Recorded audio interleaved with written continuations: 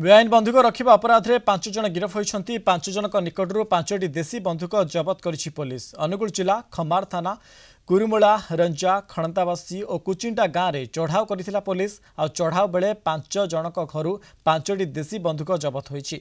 आ घटना 5 जन को गिरफ कर कोर्ट चालाण करिछि पुलिस। तेबे एही बंधुक वन्यजंतु शिकार करा जायथवा नै सूचना मिलिछि।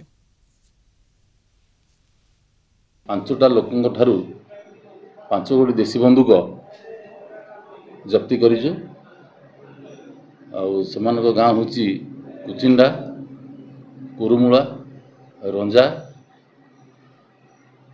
और रोहिरा से आज गिरफ करा जायछि। आज कोर्ट फरवर्ड करा जिवो। जून मासरे खमान थाना अंडर रे बेआईन भावे 3 गोटी देशी बंधुक आमे जप्ति करिथिलु। 3 जन को एथिरे अरेस्ट करथिलु एवं कोर्ट फरवर्ड करथिलु।